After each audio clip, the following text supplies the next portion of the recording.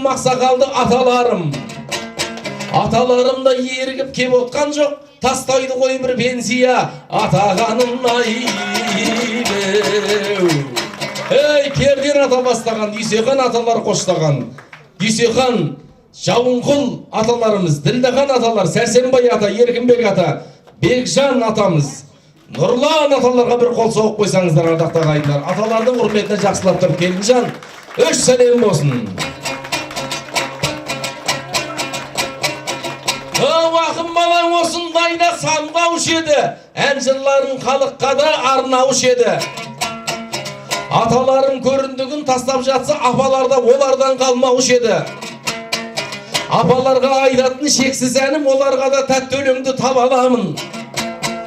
Алыпты да туатын ақындыдай, армысыңдар ақжаулықты аналарым айбеу.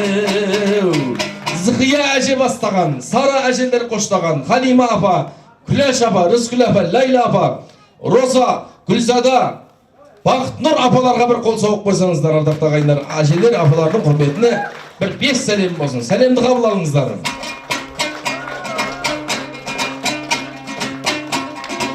Мынау енді Абзал өзімізбен заман құрдас қой, мына үйлену туралы бір екі әңгіме айтып кетейік, арасында рұқсат етсеңіздер.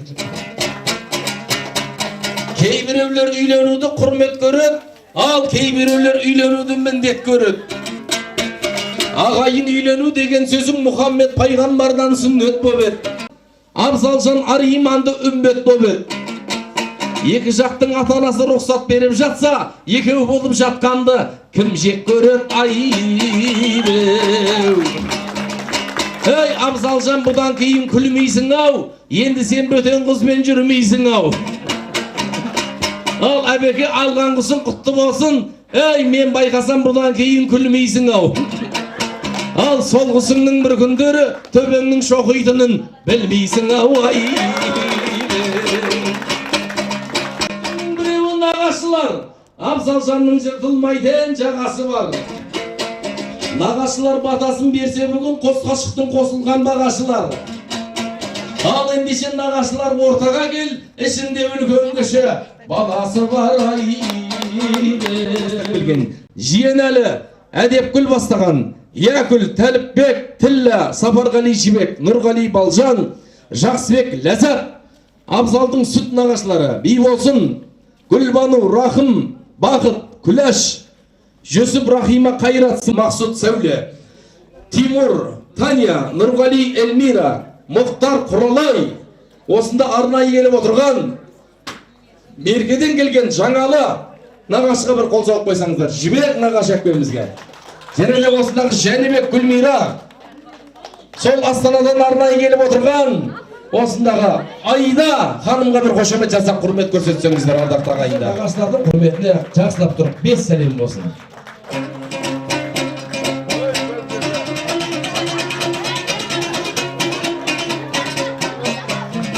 Тұрған қайынатаң, ұлан асыр тойлаған, анау тұрған қайынатаң осы күнді ойлаған, ұлан асыр жұрт жинап келін тойын тойлаған, ауылдың үлкен ағасы Абзал соның баласы, сөзімнің жоқ қатасы, қабыл болсын батасы. Ал ендеше Келінжан, өз қайнатаңыз, Болаттай қайнатаңызға ағайын қошемет беренді қол шапалаққанын. 5 сәлем болсын қанекей. Сәлемді қабыл алыңыз бәке. 5 сәлем.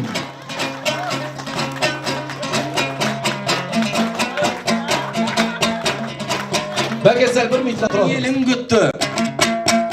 Ей, осы елдің абыройлы азаматсыз ғой, мен де бір сізге жасап көрейін жеңілдікті. Ал бәке, шынымен ақ жомарт болсаң, қалтама кеп сап кетші ау, көріндік тау айбе.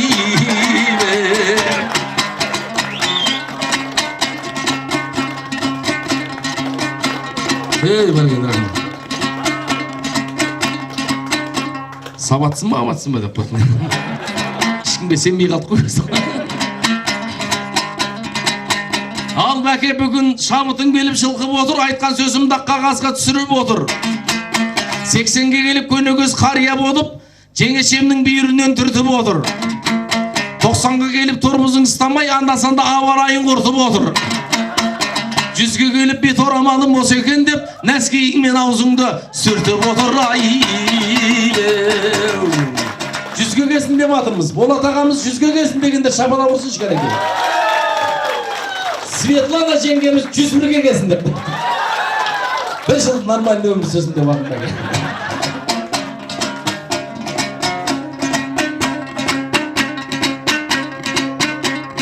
Тебіреткен тереңнен қуанышқа бөлінген жаулығындай жаны ақ кім бар асыл енеңнен сая болар бір саған кезің болса шаршаған сені күнде армандап сені күнде аңсаған ал ендеше келінжан өз қайненеңіз Светланадай енеңізге де бір сәлем ағайын.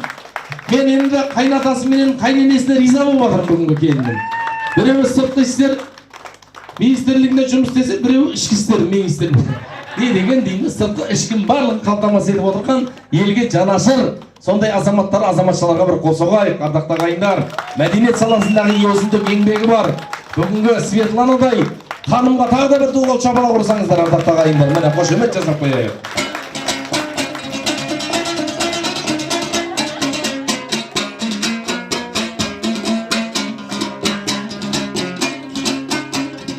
Анау тұрған әпкелер тойымызға топ келер, енесінің тойына бар жиғанын ап келер, бауырым деп мәпелер, майын құртын әкелер. Анау тұрған жезделер, жездеге кім тең келер, айны қалса ақшасын балдызымен тең бөлер.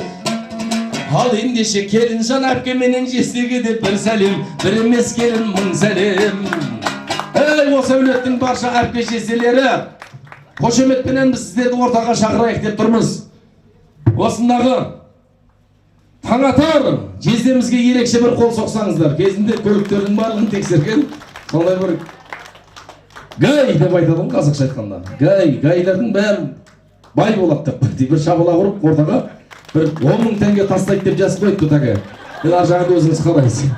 Бейсенгүл әпкеміз Қуат деген осындағы вагондардың бәрін қадағалайтын Фалиман шекеген о кісіге. Оғанда бір қол соғайық, о кісі қалталы азамат екен. Ортаға келсеңіз, роза әпкелер, ләззаттай әпкелерді біз құрметпен ортаға шақырамыз. Мен әпкемін, жездемін дегендердің барлығы ортаға келсін, ардақты ағайын. Баяғыда бір қазақта бір сөз бар еді. Жалпы қыз деген қонақ қой үйге келсе. Қонақ қып төрге шығарамыз. Қыз үйге кіріп келсе, күн күлімдеген, қыз үйге кіріп келсе сыпырғы дірілдеген дейді екенді. Мен ақбетем екен қалай болады екен деп. Сыпырғың өзі қорқады екенді қыздардан. Сол айтпақшы, күйеу балдар қыздарға бір қол соғып қойсаңыздар. Әкпе жезделердіге әдемі бір келіннің сәлемін қабыл алыңыздар. Мына жерде бір 5000 теңге кем деп қойсам, ол кісіге ендіге керек деп қойды. Шабала ұрып қойыңыздар, тәкеңе арнайы 3 сәлем. Келін сал. Тәке мынаяққа, өтемес мынаяққа жүресіз. Салатын жақ мынаяқта деп қойды. Шабала ұрып қойыңыздар. 5 сәлем, 5 сәлем. Тәке, кешіп келгеннен құрметтеп алыңыз. Тура уақытысында келдіңіз ба? Қойыңыздар келінге де. Келін сәлем салғысақ кеп тұр, бірақ қасындағы екеуі жібермей тұрған сияқты болып көрініп отыр. Рахмет оғанда. Сүйіп отқан ағызындарға да алғысымыз шексіз. Ардақты ағайын, біз енді сол беташардың өзінің салт дәстүрлері бар. Сол салт дәстүрге соңында дейін қатысып кетуге шақырамыз. Әрине біз ардақты ағайын осы жастарға бата беруге біз ортаға шақырайық. Бата беру үшін Сәрсенбай ақсақал және де жиеналы нағашы атамызды құрметпен ортаға шақырсақ деп тұрмыз. Бар болса ортаға микрофонның қасына жақындасаңыздар, бүгінгі жастарға бата беріп, біз одан кейін барып келіннің бетін ашамыз. Келіңіздер, аталар. Ұғатын, игі мынау туыстың биіктерінде тұратын деп, біз ортаға шақырып отқан ақсақалдарға сіздер бір дем беріп бір қол соғып қойсаңыздар, бір әдемі тілегін айтып жастарға батасын берсе.